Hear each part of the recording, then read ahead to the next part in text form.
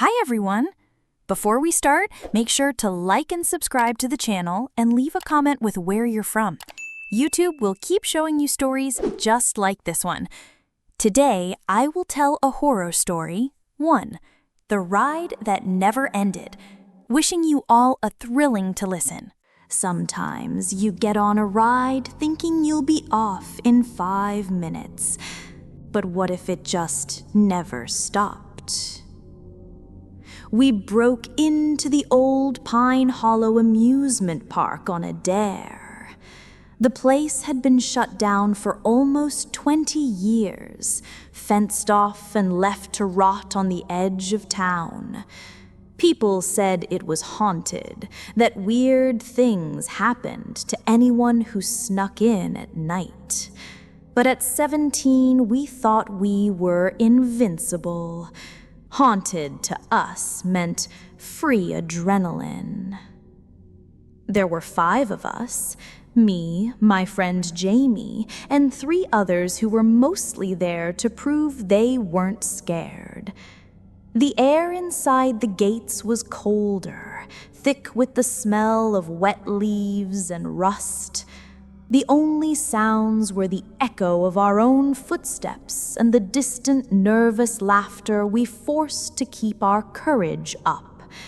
I remember the way our flashlights barely pierced the darkness, everything swallowed by thick fog rolling between the rides. The Ferris wheel was the first thing we saw, a skeleton of steel towering over the deserted midway, every car dangling like a rusted charm. Jamie grinned and said, "Bet none of you have the guts to ride it." The others groaned, but I said I'd do it if he did. We squeezed through a gap in the old chain-link fence and made our way to the wheel. The ticket booth's glass was shattered, and the control box was covered in decades of grime. But when Jamie fiddled with the lever, something clicked, and the whole ride groaned to life, lights flickering along the spokes like dying fireflies. I remember thinking the power shouldn't even work.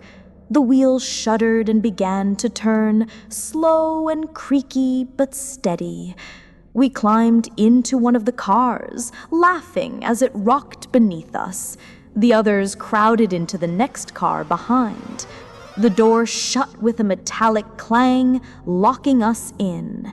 At first, the Ferris wheel moved just as you'd expect, slowly lifting us above the crumbling carnival, giving us a dizzying view of the moonlit skeleton of the park. I watched as the rest of our friends waved up at us from below, their faces tiny and pale. But when our car reached the very top, the wheel stopped. At first, I thought it was just part of the old machinery. Then the lights all along the spokes flickered out, one by one, until we were left in darkness. That's when I noticed the silence. The kind that rings in your ears after all other sound has gone. Jamie joked, "Guess it's stuck." We both laughed, but it was forced. After a minute, the wheels started moving again, but now it was faster. We descended, but instead of stopping to let the next car off, it kept turning. And turning, it didn't slow. The park blurred beneath us, our friends' faces stretching into worried frowns. The laughter below faded, replaced by muffled shouts. Jamie pounded on the door, but it wouldn't budge. As we spun around a second, then a third time, the ride picked up speed. The air grew colder, the car rattling so violently I thought it might break free. I yelled for help, but the only reply was the shriek of wind through the wheel's steel frame. The faces of our friends below became indistinct, almost ghostly, waving their arms, then vanishing into the darkness. It felt like hours, I tried my phone, but the screen glitched and died. Jamie's face was pale, his breath fogging the glass. "Do you see them?" he whispered. I looked down and saw the midway was full. Shadowy figures clustered beneath us, dozens, maybe hundreds, all staring up, motionless. Their faces were blank, their eyes black holes. I screamed, but the wheel kept spinning. We must have gone around a dozen times before I started losing track of everything except the cold and the blur of lights. Jamie sobbed and covered his ears. The figures below never moved, never looked away. Then, just as suddenly as it started, the wheel slowed. The lights blinked back on, casting everything in an ugly yellow glow. Our car came to a halt at the bottom. The gate creaked open. I staggered out dizzy and shivering, dragging Jamie behind me. The others were gone. No sign, no footprints. Nothing. Only the dark figures, now dissolving into fog as if they'd never been there. We ran. I don't even remember how we got home, just that every step was followed by the memory of those empty eyes. After that night, I stopped hearing from the other kids who'd come with us. Their parents filed missing persons reports, but no one ever found a trace of them in the park or anywhere else. Jamie and I never talked about what happened. He moved away before graduation. Sometimes when I walk past the old park fence, I think I see the Ferris wheel spinning in the fog, just for a moment. And when I hear the faint screech of metal on metal, I wonder if someone else is riding now, trapped in a ride that never, ever ends. Story 2. The Laughing Clown's Booth. Some laughter doesn't fade when the carnival closes. Sometimes it gets louder when no one's left to hear it. I used to work as a night watchman for a security company. Most of the time, it was dead boring. Warehouses, construction sites, the occasional mall after closing. But last summer, my boss assigned me a gig at Marigold Park, an amusement park that had been abandoned for almost a decade. It was supposed to be a one-week job. Keep kids and vandals from breaking in, walk the grounds every hour, and call the cops if anything was out of the ordinary. The first night was just eerie. The whole park felt stuck in time. Overgrown grass, candy wrappers and ticket stubs trapped under faded benches, paint peeling from the carousel horses. The Ferris wheel loomed above everything, unmoving, each car creaking when the wind picked up. My flashlight barely pushed back the shadows between broken attractions. What bothered me most was the silence.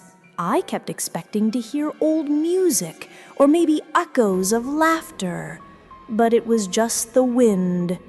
That was until I passed the old game booths near midnight. One booth was shaped like a clown's face, mouth wide and painted in a ridiculous grin. Laughing Larry's Knockdown, the sign read, the letters warped and sun-bleached. As I walked by, I thought I heard something. A faint giggle, high and unnatural, rising above the breeze. I spun around, shining my light into the booth. The painted eyes seemed to follow me. The wind rattled the tin prizes still hanging inside, cheap stuffed animals warped from years of rain. I shook it off, blaming nerves, but every night, as the hours dragged on, I'd pass the clown booth and hear something more. A burst of childish laughter, a snatch of carnival music, sometimes the click of the prize shelf shifting as if someone unseen had just made a perfect shot. By the third night, I was jumpy. I called my boss to ask if he'd ever heard anything weird there. He said, "Just kids sneaking in. Don't let your imagination get the best of you." But it didn't feel like my imagination. One night, right around 3 a.m., my walkie crackled with static. Then, beneath the white noise, I heard a giggle. It was unmistakably coming from the direction of the clown booth. I forced myself to walk over, boots crunching through broken popcorn tubs. The air felt colder, thicker, as if the whole park was holding its breath. When I got to the booth, the little bell on the counter was ringing by itself. The painted grin on the clown looked wider than before, the teeth more jagged. On the counter sat a faded, ragged teddy bear that hadn't been there the night before. It had a stitched smile and one missing eye, and a handwritten tag around its neck. Winner. I didn't touch it. I backed away, feeling the urge to run, but something kept me there. A weird, prickly curiosity, or maybe just a sense that I needed to prove I wasn't scared. I went back the next night, determined to catch whoever was messing with me. I set up my phone to record, aimed right at the booth.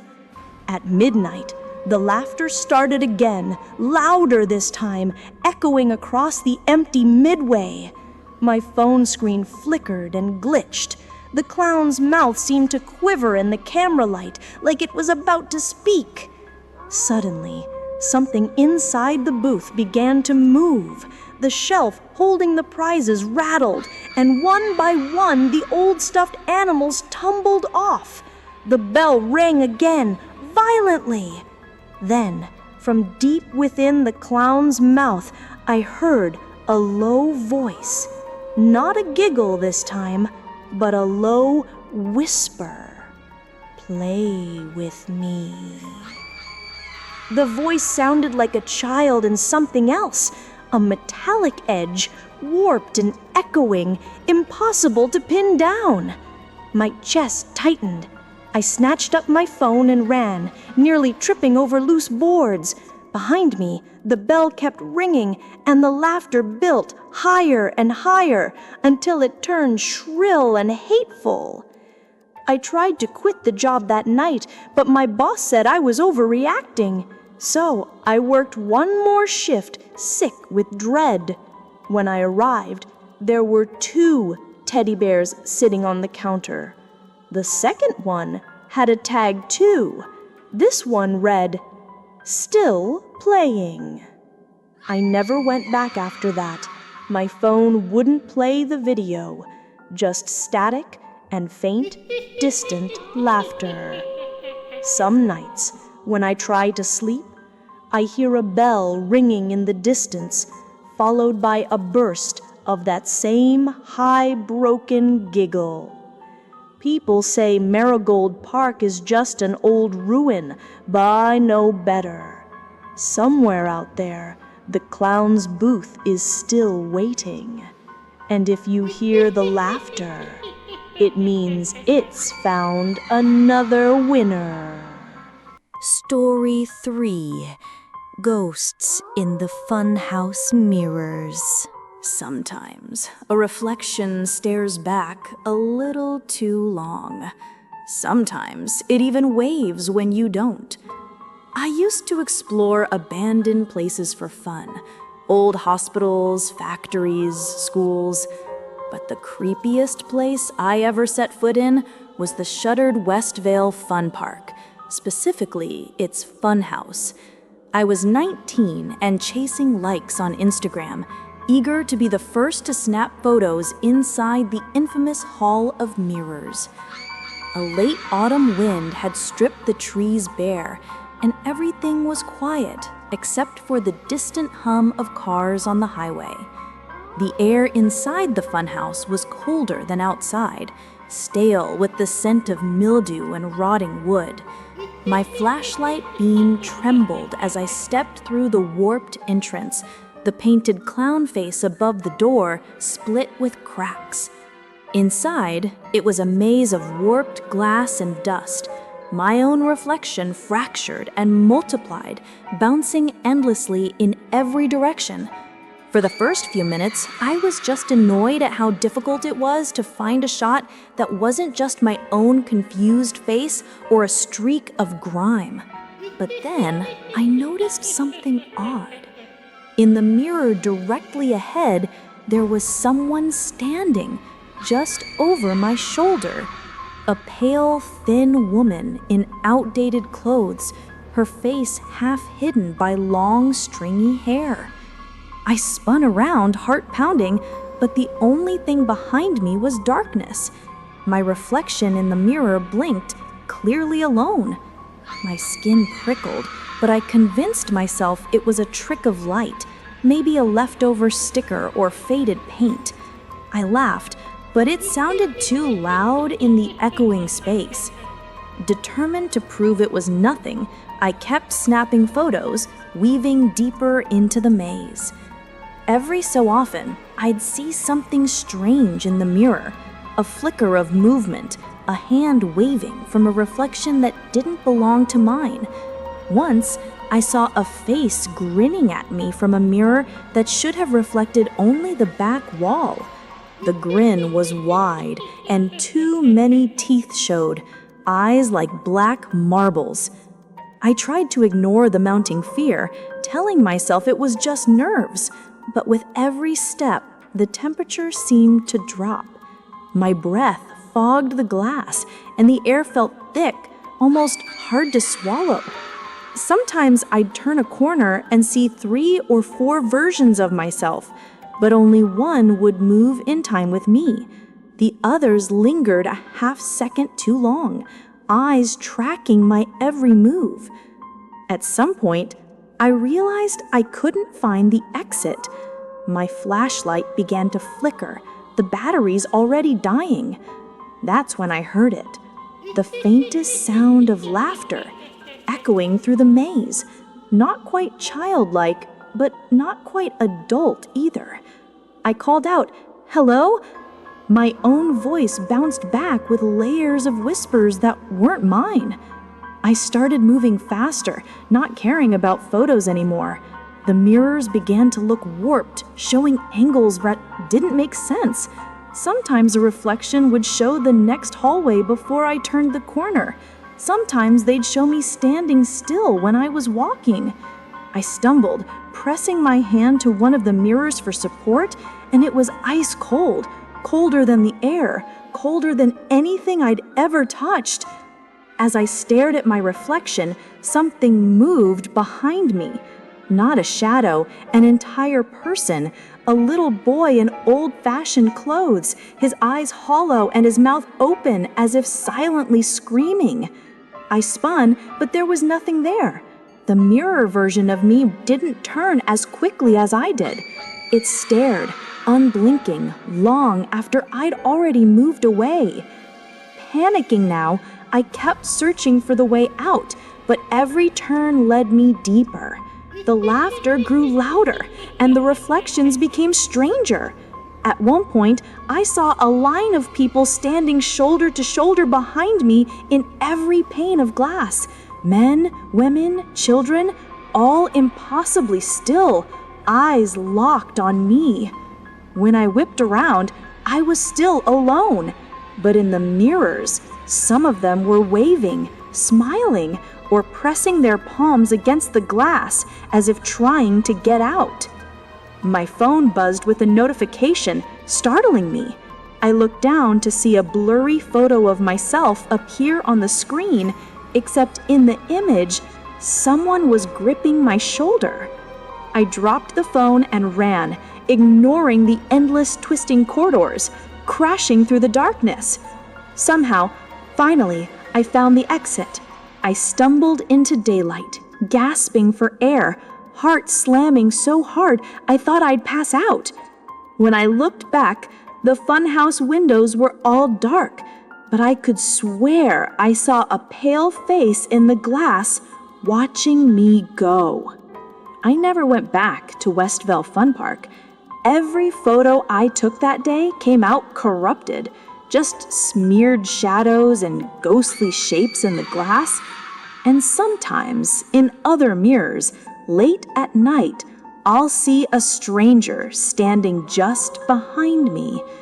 But when I turn around, I'm always alone. At least that's what I tell myself. Story 4. The Carousel That Played at Midnight. Every night at midnight, the music started up on its own. Some things in the park moved even when nobody was there to watch. Growing up, I lived just a few blocks from the old Fairview Amusement Park. It had shut down long before I was born, but people still swapped stories about it. Stories about accidents, disappearances, and the strange way the park never seemed to rot or crumble, no matter how many winters passed. The gates were chained, the rides faded and frozen in time, yet every summer someone swore they saw the carousel spinning in the moonlight, the faint tune of its calliope drifting over the sleeping town. I never believed the stories, at least not until the summer after high school, when my friends dared me to sneak in. It was stupid, classic teenage bravado. There were 4 of us, me, Aaron, Vince, and Marcus. We waited until a moonless night, hopped the fence, and crept through the tall grass. The park was different up close, dead quiet. Every shadow stretched and warped, the air thick with the scent of old grease and damp wood. The carousel sat in the heart of the park, surrounded by empty food stands and broken benches. Its faded horses glinted in the dark, manes frozen mid-gallop, paint peeling from their glassy eyes. The whole thing looked like a giant, decaying jewelry box. I remember feeling a chill, even though it was late July. We'd brought flashlights, but the beams barely made a dent in the gloom. The others joked nervously, but no one wanted to get too close to the carousel. That was fine with me at first. But just as we were about to leave, a sudden note of music floated through the night. A few tinny, off-key bars that sounded like a lullaby played underwater. We froze. The carousel was moving, slowly, the platform groaning as it turned. The lights above the canopy flickered on one by one, painting everything in a sickly yellow glow. I could see the horses rise and fall, their chipped teeth flashing as they circled. The air felt colder now, heavy with the scent of ozone and rust. Vince dared us to get closer. Erin said she wanted a video for proof, so I held her phone as she and Marcus stepped up onto the ride. I tried to laugh, but my voice cracked. The music was louder now, playing a melody I felt in my bones, old, familiar, and wrong. I watched through the phone screen as Erin swung onto a white horse and Marcus picked one behind her. The carousel picked up speed, spinning faster than I'd ever seen in the daytime. Erin waved and shouted something, but I couldn't make out the words over the music. That's when I saw the other riders. They weren't my friends. I counted them, 6, maybe 7. Pale children clinging to the horses, their faces blank and eyes glassy. They wore old-fashioned clothes, shoes caked with mud, arms rigid at their sides. No one else seemed to notice. The lights grew brighter, flickering so fast the shadows danced. The music twisted into a frantic, jumbled waltz, sharp and discordant. Suddenly, the carousel stopped. The lights went out. The music died. The air was painfully still. There were no children, no Aaron, no Marcus. Vince and I ran onto the ride, searching every horse, every shadow. All we found was Aaron's phone, cracked on the floor, still recording. I picked it up with shaking hands. On the screen, you could just make out Erin's terrified face spinning past. Behind her, a dark shape clinging to the horse's saddle. We fled the park, never looking back. The next day, no one believed our story, and Erin and Marcus were just gone.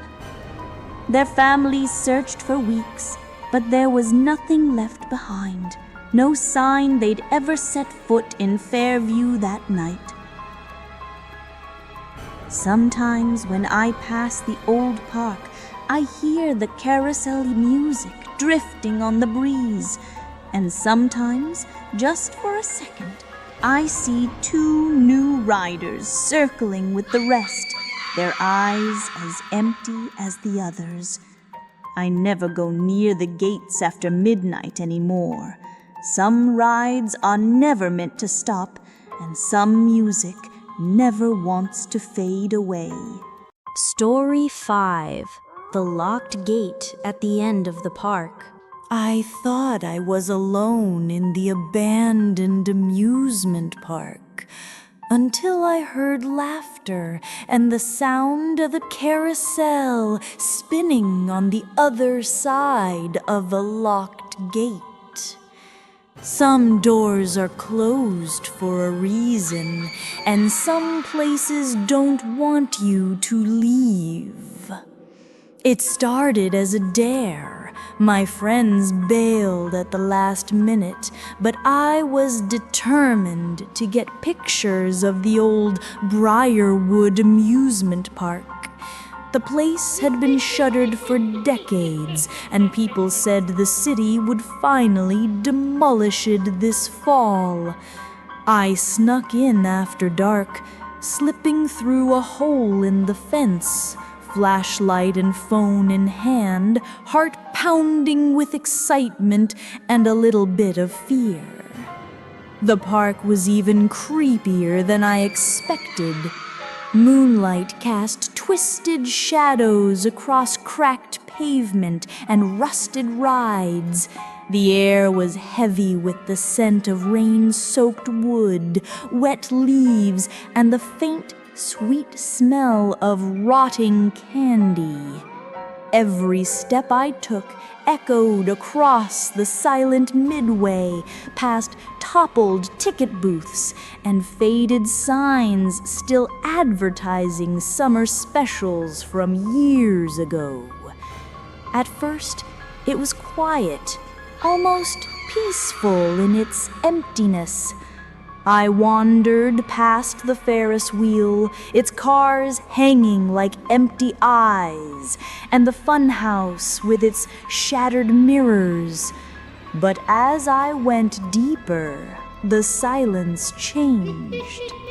I heard a faint, rhythmic squeaking, like the ghost of a swing set blowing in the wind. But the night was dead calm. I kept moving, drawn by something I couldn't explain. That's when I saw it, a narrow path choked with weeds and brambles, barely visible behind the old bumper cars. I pushed through, branches snagging at my jacket, until I reached a part of the park I'd never seen in photos or on any map.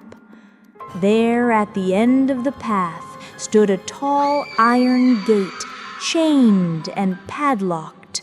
Beyond it, a second section of the park stretched away, perfectly preserved, with every ride bright and clean, every light glowing in the darkness.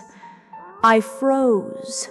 I could hear music, laughter, the cheerful clatter of games, and the whirring of a carousel turning slowly under golden lights.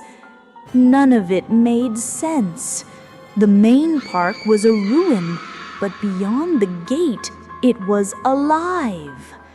I pressed my face to the bars, trying to see if anyone was moving on the other side. There were shadows drifting between the rides, children in old-fashioned clothes, women in long skirts, men in hats. Their faces were blurry, their mouths wide with laughter, but their eyes seemed too dark, too deep. I tried to call out, but my voice died in my throat. No one looked my way. Instead, the music got louder, a calliope melody that made my teeth ache. The smell of popcorn and cotton candy wafted through the gate, mixing with something sharp and metallic. I tugged at the chain, but it wouldn't budge. The lock was cold as ice, and the links rattled so loud it sounded like a scream in the night. I fumbled for my phone, snapping photos, but every shot came out wrong. Blurry streaks of light and shadow, faces smeared like melting wax. Suddenly, the laughter on the other side stopped. The music slowed and warped. Every shadow in the perfect park turned to face the gate, all at once, like they just noticed me. I could feel their eyes, cold and hungry, fixed right on mine. A child in a white dress broke away from the others and approached the bars, moving with a jerky, unnatural gait. She stopped inches from my face and smiled, showing too many teeth. "You want to come in?" she whispered, voice thin as leaves. I tried to step back, but my feet wouldn't move.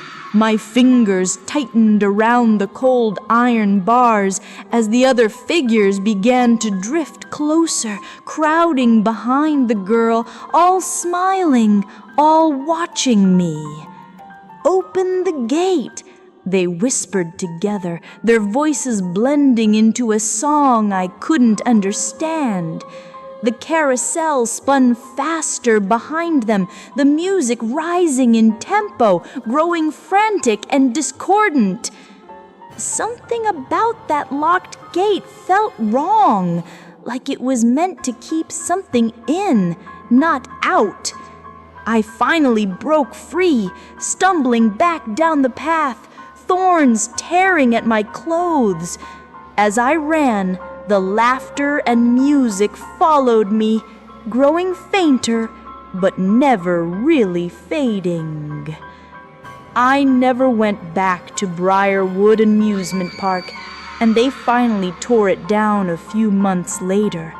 But sometimes, on quiet nights, I hear distant music and laughter drifting on the wind, and I wonder if that hidden part of the park is still out there, waiting for someone foolish enough to open the gate.